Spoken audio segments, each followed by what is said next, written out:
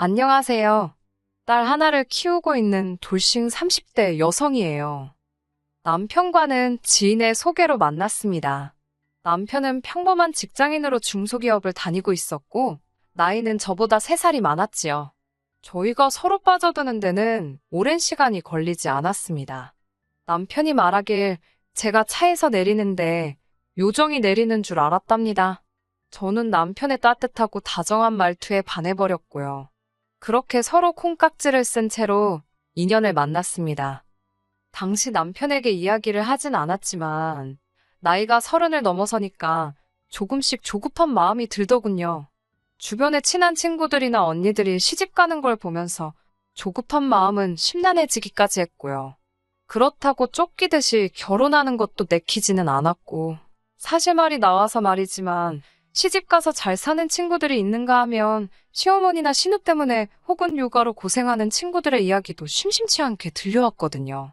그런 이야기를 들을 때마다 좀 전에 먹은 음식이 속에 얹힌 것 마냥 갑갑한 게, 저도 도무지 제 마음을 알 수가 없어서 쉽사리 남편에게 결혼 이야기를 꺼내질 못했어요. 하지만 남편은 저희가 사귄 지 2년째 되던 날 저에게 프로포즈를 해왔습니다. 사귀는 순간부터 저와 결혼하기로 마음먹고 있었다더군요. 드라마에서 나오는 고급 레스토랑에서 장미꽃과 다이아 반지를 받는 그런 프로포즈는 아니었지만, 그래도 남편의 듬직하고 진심 어린 모습에 저는 기쁜 마음을 숨길 수가 없었어요. 저는 그동안 고민했던 것이 무색할 만큼 결혼하자는 그의 말에 좋다고 대답했습니다. 남편은 대학을 수도권에서 졸업했고 이후로 직장 생활을 위해 서울에 자리를 잡았다고 했어요. 그나마 대학을 다닐 때는 본가에서 통학을 했는데 서울에 있는 회사에 취직을 하면서 아예 독립을 했다고요. 남편이 말하길 어머님께선 자기가 자취하는 동안 1년에 한두 번이나 찾아오셨을까 싶을 정도로 아들의 사생활을 존중해 주시는 분이랍니다. 저 역시 사생활을 중요하게 여기는 사람이었기에 그런 남편의 말은 듣던 중 반가운 소리였지요. 저는 순진하게도 남편의 말을 철석같이 믿었습니다. 하지만 사람은 겪어보지 않으면 모른다는 그 말이 정말 딱이더군요. 남편이 아들로서 본 어머님과 며느리로서 제가 본 어머님은 완전히 다른 사람이었어요. 어머님의 유별난 성격을 알게 된 건 결혼식을 올리고 나서였습니다. 상견례 자리에서는 필시 당신의 이미지 관리를 하셨던 거겠지요. 상견례 자리에선 부적의 비읍소리도 하시지 않으셨으니까요. 다만 돌이켜 생각해보면 한 가지 마음에 걸리는 일이 있었습니다. 무슨 이야기를 하다가 그렇게 된 건지는 기억이 나지 않지만 종교 이야기가 나왔거든요. 저희 친정 부모님은 서로 다른 종교를 가지고 계신데 그 이후로 뭐 서로를 힘들게 하시고 그런 건 전혀 없습니다.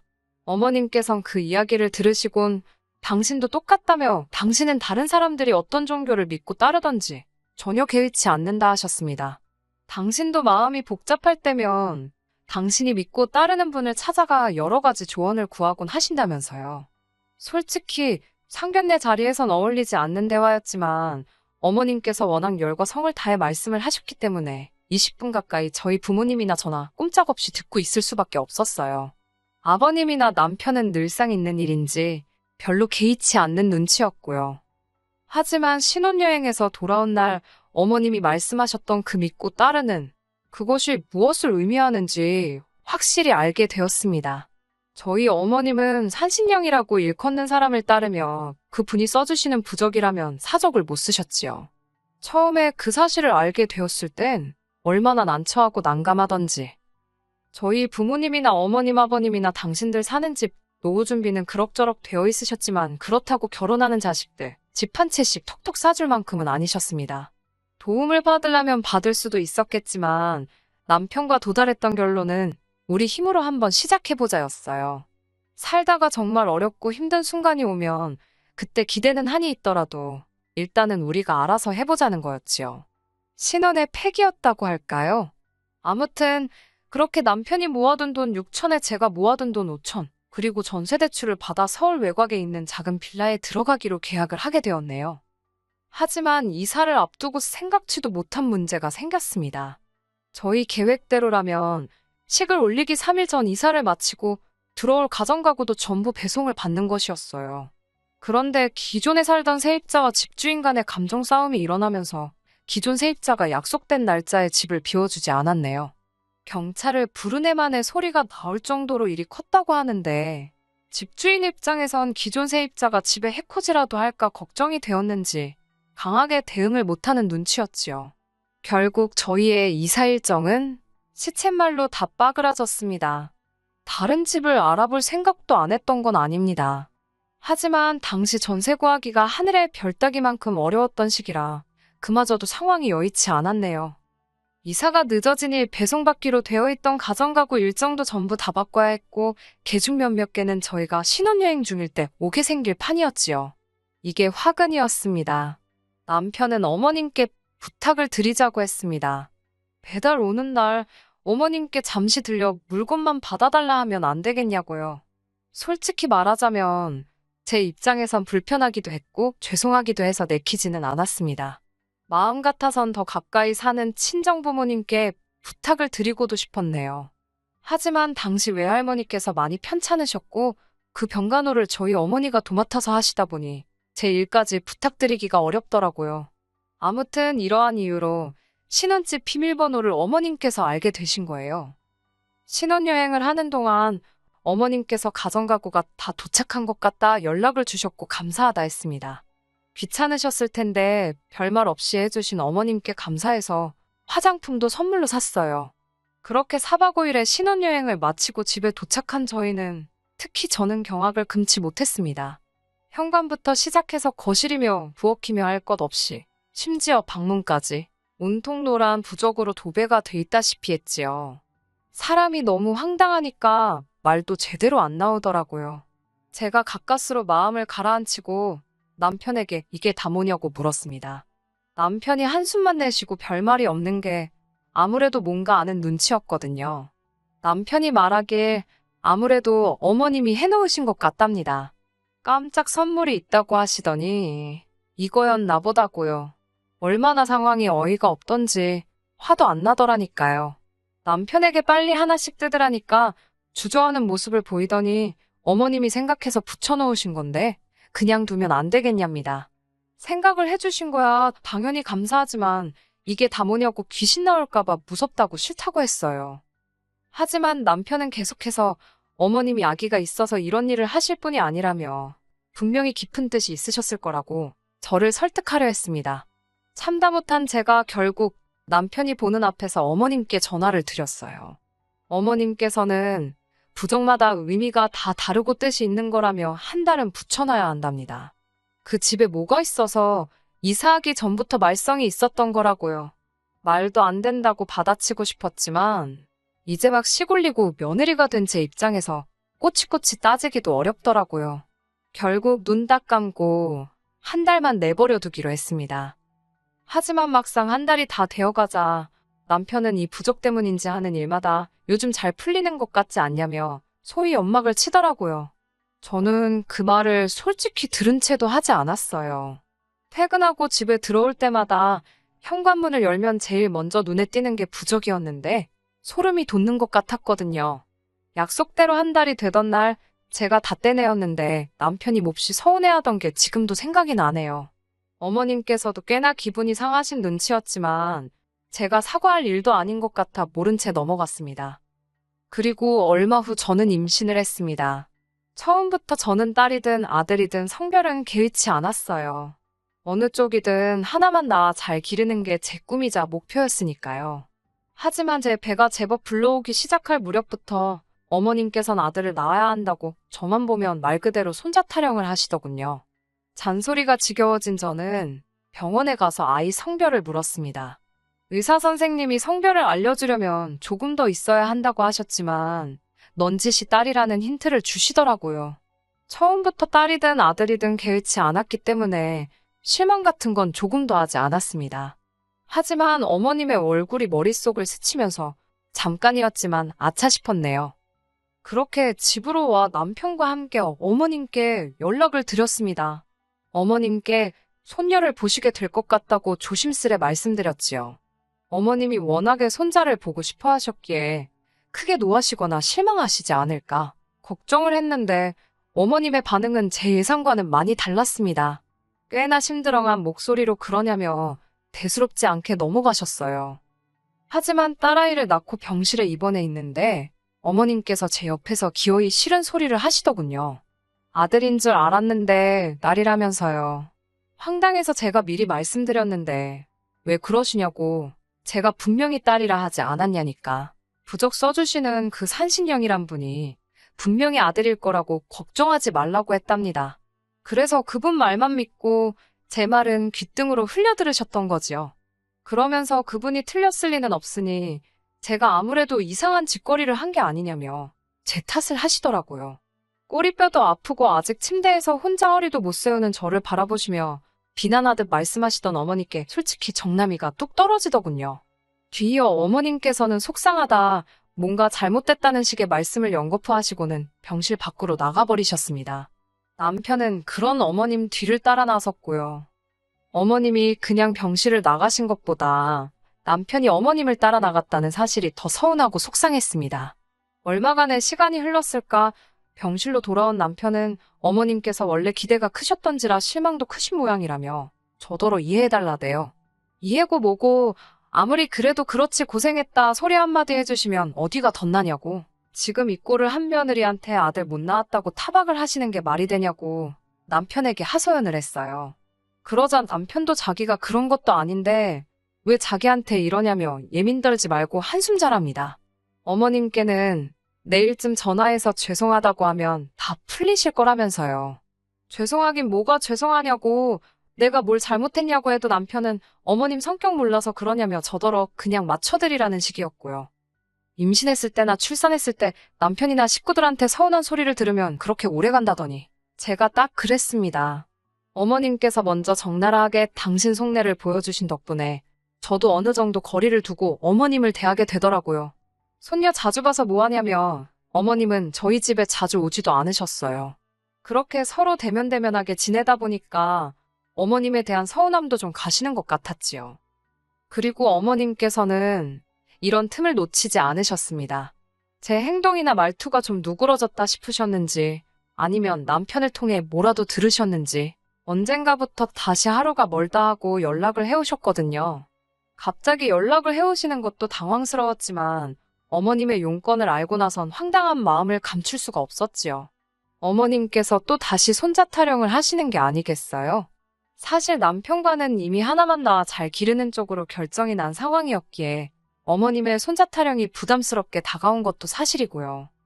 저는 어머님께 솔직하게 말씀드렸습니다. 남편이나 제 벌이를 생각했을 때 아이들을 낳아 기르는 건 현실적으로 어려울 것 같다고요. 까놓고 말해서 제가 복직을 한다고 하면 한 달에 300남짓 벌겠지요? 그럼 저희 딸은 누가 키워주나요? 이제껏 저 키우시고 외할머니 병수발로 고생하시는 어머님께 부탁을 드리고 싶지도 않았고 어머님이야 뭐 솔직히 어머님 위생 개념이라던가 저랑 안 맞는 부분이 한두 개가 아니었거든요. 결국 아이 봐줄 이모님이라도 한 분 구해야 하는데 그분에게 제 월급을 다 갖다 바쳐야 할 판이었으니 이러지도 저러지도 도저히 계산이 서질 않아 머리가 깨질 것 같았습니다. 그런데 그런 저더러 어머님께서 애를 하나 더 낳으라고 성하셨으니 야속하기도 했고 전 안 된다고 그럴 생각은 없다고 말씀드렸어요. 그러자 어머님께서는 애들 태어날 때 지 먹을 수저는 입에 다 하나씩 물고 태어나는 거라며 제가 몰라도 뭘 너무 모른답니다. 그러면서 자녀 계획을 시부모랑 상의도 없이 세우는 며느리가 어디 있냐며 저더러 너무 경우가 없다고 하시더군요. 제가 어머님께 그럼 어머님이 저한테 한 달에 200만 원씩 주실 거냐 물었습니다. 그러면 둘째 하나 더 낳아보겠다고요. 결국 어머님과 제 사이는 다시 또 틀어졌습니다. 예전과 달라진 건 고성이 오갔다는 것이지요. 어머님은 계속해서 저에게 밑도 끝도 없이 제가 못 되쳐먹고 싸가지도 없다. 시집을 왔으면 애를 낳는 게 당연하지. 어디 되바라지게 시애미한테 애를 키우네 못 키우네 그런 소리를 하냐고 악을 쓰셨어요. 저는 저대로 제가 무슨 이 집에 애 낳아주러 온 기계냐고 싫다고 했고요. 이번에도 머저리 같은 남편은 이러지도 저러지도 못하고 우물쭈물. 그날 이후로 저는 어머님이랑 신경전 아닌 신경전을 이어가고 있었습니다. 그러다 저희가 이혼하게 된 결정적인 사건이 터졌네요. 평소엔 이불 빨래를 남편이 도와줬는데 그날만큼은 그냥 제가 하고 싶더라고요. 도와주겠다는 남편을 뿌리치고 베개 커버를 벗겨냈는데 뭔가 발 쪽으로 툭 떨어지더군요. 몇 번이고 고이 접힌 부적이었습니다.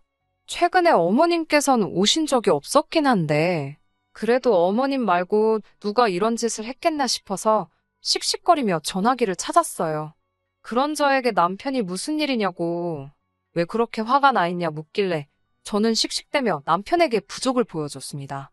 어머님이 이런 걸 내 베개에 넣어두셨다고 진짜 왜 이러시는지 모르겠다고 화를 냈어요. 가만 못 넘어간다. 어머님께 다 따질 거라고 하니까 가만히 있던 남편이 그러지 말라며 저를 붙잡았습니다. 이거 놓으라고. 이제 진짜 노란색만 봐도 넌더리가 나고 소름이 끼친다니까. 남편이 자기가 넣어놨답니다.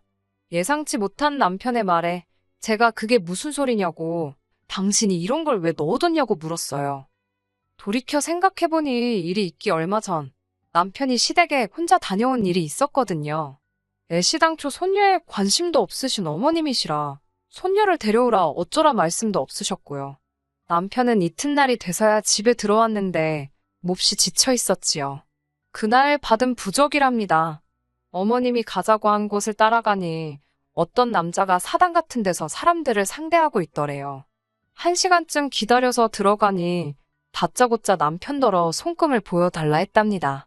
남편 말로 본인은 정말 보여주기 싫었다는데 그건 제 알 바가 아니고 아무튼 내키지는 않았지만 어머님의 방광요로 인해 어쩔 수 없이 손금을 보여주니 그 부적을 써주더랍니다. 손금 보고 부적 쓴다는 소리는 또 처음 들어본지라 어이가 없고 어머님도 여러 가지 의미로 대단하시다 싶더군요. 아무튼 그렇게 그 부적을 50만 원을 주고 샀다면서 어머님이 제 베개 속에 넣어두라 하셨다고요. 그러면서 남편이 한다는 소리가 죽은 사람 소원도 들어준다는데 산 사람 소원 못 들어주겠냐는 생각으로 그 부적을 제 베개에 넣었답니다. 남편의 말을 들으니 소름이 확 끼치더군요. 저는 남편에게 언제까지 어머님의 그 말도 안 되는 소리를 들어드리며 살 거냐고 따졌습니다. 하나 있는 손녀나 예뻐해 주시면 얼마나 좋냐고 안 낳겠다는데 왜 자꾸 손자 타령을 하면서 이렇게 사람을 힘들게 하시는지 모르겠다고 분통을 터뜨렸지요. 그러자 남편이란 놈이 한다는 소리가 이게 다 제가 처음부터 아들을 낳았으면 될 걸 못 낳아서 그런 거 아니냐입니다. 그래도 전에는 어머님의 말도 안 되는 행동과 언행에 최소한 남편이 미안해하는 모습이라도 보였었는데 이번에는 같이 목소리를 높이니까 어처구니가 없더라고요. 남편은 그런 제 속을 눈치를 챘는지 못 챘는지 계속해서 저에게 악을 썼습니다. 부적 좀 집에 드리는 게 저한테 무슨 피해라도 주냐고요. 어머님께서 당신 돈으로 사서 좋은 마음으로 주시는 건데 왜 난리냐. 뭐 말도 안 되는 소리를 늘어놓더라니까요. 제가 너무 화가 나서 그만하라고 했습니다. 편들 걸 편들라고. 당신은 내가 부적이니 뭐니 싫어하는 거 뻔히 알면서 어머님이 하란다고 그걸 하냐고 따졌지요. 그리고 애는 뭐 저절로 잘하냐고. 아무리 나이가 드셨대도 어쩜 그렇게 생각이 짧으신지 모르겠다고 저도 모르게 한숨을 내쉬고 말았네요. 남편은 제가 어머님을 무시했다며 길길이 날뛰기 시작했습니다. 이후로는 급기야 서로에서는 안 될 소리까지 주고받게 되었고 격해진 감정 때문인지 이혼 이야기까지 나오고 말았네요. 솔직히 딸아이를 생각하면 이혼만큼은 피하고 싶었던 게 사실이에요. 전부 다 이야기할 수는 없지만 사실 이전에도 남편과 헤어지고 싶은 순간들이 있었고요. 그때도 오로지 딸아이만 생각하며 참아왔지요. 하지만 전 깨닫고 말았습니다. 이런 줏대없는 아빠와 손녀라는 이유로 거들떠도 안 봐주는 조부모 밑에서 제 딸이 배울 거라곤 쥐똥만큼도 없을 거란 사실을 말이지요. 행복한 엄마가 행복한 자녀를 키울 수 있다는 누군가의 말처럼 행복한 딸로 키우고 싶어서 그렇게 저는 이혼을 결심했습니다.